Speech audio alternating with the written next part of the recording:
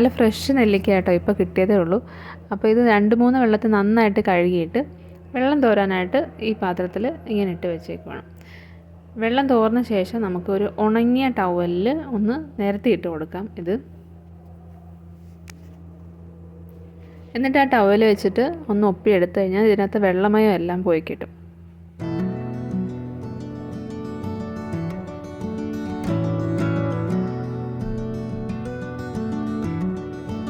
ഇപ്പോൾ ഇതിൻ്റെ വെള്ളമയം എല്ലാം പോയി.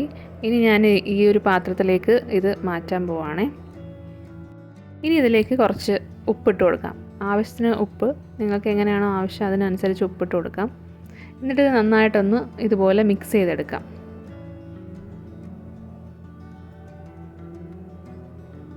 ഒന്ന് അടച്ച് വയ്ക്കാം. ഒരു 2 മണിക്കൂർ ഇതിവിടെ ഇരിക്കട്ടെ.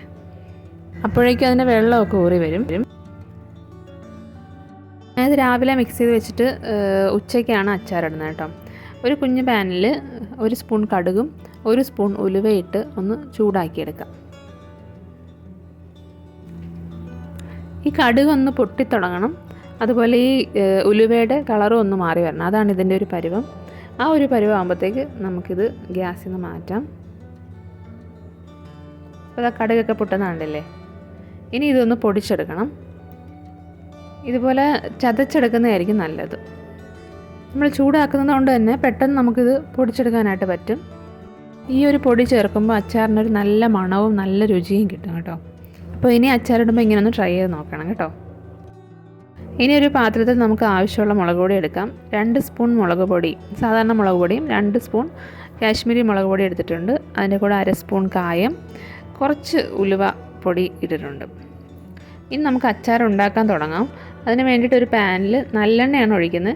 കുറച്ച് കൂടുതൽ ഒഴിക്കുന്നുണ്ട്, കാരണം നമ്മൾ വേറെ വെള്ളമൊന്നും ചേർക്കാത്തതുകൊണ്ട് ഇതിനകത്ത് കുറച്ച് കൂടുതൽ എണ്ണ ഒഴിക്കുന്നുണ്ട്.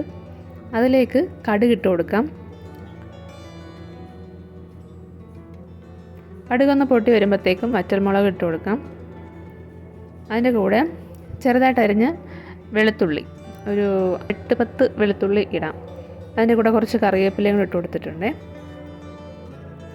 ഇതൊന്ന് ഒരു 2-3 മിനിറ്റ് ഒരു കളറൊന്ന്, ആ വെളുത്തുള്ളിയുടെ ഒരു കളറൊന്ന് മാറി വരുന്നവരെ ഒന്ന് ഇളക്കാം.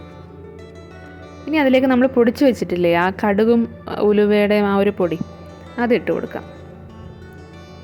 അതൊന്ന് ചൂടാകുമ്പോഴത്തേക്കും നമ്മൾ ആ പ്ലേറ്റിൽ എടുത്ത് വെച്ചിരിക്കുന്ന പൊടികൾ ഇട്ട് കൊടുക്കാം. ഇതുപോലെ നമ്മൾ എടുത്ത് വയ്ക്കുകയാണെന്നുണ്ടെങ്കിൽ നമുക്ക് എളുപ്പമായിരിക്കും. ഇളക്കി എടുത്താൽ മതിയല്ലോ. അതല്ല നിങ്ങൾ ആ സമയത്താണ് ചെയ്യുന്നതെന്നുണ്ടെങ്കിൽ അത് കരിഞ്ഞു പോകാൻ ചാൻസ് ഉണ്ട്. അങ്ങനെ ചെയ്യുവാണെങ്കിലും ഗ്യാസ് ഓഫ് ചെയ്തിട്ട് വേണം പൊടികൾ ചേർക്കാൻ. പൊടിയെല്ലാം ഇട്ട് കഴിഞ്ഞിട്ട് പിന്നെ ഗ്യാസ് ഓണാക്കിയാൽ മതി. ഇനി ഇതൊന്ന് നന്നായിട്ട് ചൂടായിട്ട് വരണം. ഈ സമയത്ത് നമുക്ക് അതിന് വേണ്ടി മാത്രം ഈ ഒരു അരപ്പിന് വേണ്ടിയിട്ടുള്ള ഉപ്പിട്ട് കൊടുക്കാം. ഇതിലേക്ക് ഞാൻ കുറച്ച് വിനീഗർ ഒഴിച്ച് കൊടുക്കുന്നുണ്ട്. ആ നെല്ലിക്കയ്ക്ക് എന്തായാലും ഒരു പുളി ഉണ്ടാവും, എന്നാലും ഒരു കുറച്ച് വിനീഗർ ഒഴിച്ച് കൊടുക്കുന്നുണ്ട്. ഇനി ഇതിലേക്ക് നമുക്ക് ആ നെല്ലിക്ക ഇട്ട് കൊടുക്കാം. നെല്ലിക്ക മാത്രമായിട്ട് ഇട്ട് കൊടുത്താലും മതി. ആ ഉപ്പിൻ്റെ ആ ഒരു വെള്ളം ഇടണം എന്നില്ല. പക്ഷെ എനിക്ക് കുറച്ച് ഗ്രേവി ആയിട്ട് വേണം എന്നുള്ളതുകൊണ്ടാണ് ഞാൻ ആ വെള്ളം കൂടി ഒഴിച്ചു കൊടുത്തത്. വേറെ വെള്ളമൊന്നും ഒഴിക്കുന്നില്ല. നമ്മൾ ആ ഉപ്പിട്ട് വെച്ചപ്പോൾ ഉള്ള ആ ഒരു വെള്ളം മാത്രമേ ഇതിനകത്ത് ഒഴിച്ചിട്ടുള്ളൂ. ആ വെള്ളം വേണമെങ്കിൽ ഒഴിച്ചാൽ മതി. നെല്ലിക്ക മാത്രമായിട്ട് എടുക്കണമെങ്കിൽ അങ്ങനെയും ചെയ്യാം. ഇനി നന്നായിട്ടൊന്ന് ഇളക്കിയെടുത്തിട്ട് ആ പൊടിയുടെ ബാക്കിയില്ലേ, ആ കടുകും ഉലുവയുടെ ആ ഒരു പൊടിയുടെ ബാക്കി ഇതിനകത്തേക്ക് ഇട്ട് കൊടുക്കാം. ഇത് നന്നായിട്ടൊന്ന് മിക്സ് ചെയ്തെടുക്കാം. ഇതിപ്പോൾ ഒരു പരന്ന പാൻ ആയതുകൊണ്ടാണ് ഇതിനകത്ത് വെള്ളം കൂടുതലുള്ള പോലെയൊക്കെ തോന്നുന്നത്. പക്ഷേ ഇതൊന്ന് കുറച്ച് നേരം ഇരിക്കുമ്പോഴത്തേക്കും നല്ല തിക്ക് ഗ്രേവി ആയിട്ട് വരും കേട്ടോ. അപ്പോൾ ഇത്രയേ ഉള്ളൂ, നമ്മുടെ അച്ചാർ റെഡി ആയിട്ടുണ്ട്. അപ്പോൾ ഇതൊന്ന് തണുത്തതിന് ശേഷം ഒരു ഉണങ്ങിയ കുപ്പിയിൽ നമുക്ക് ആക്കി വയ്ക്കാം.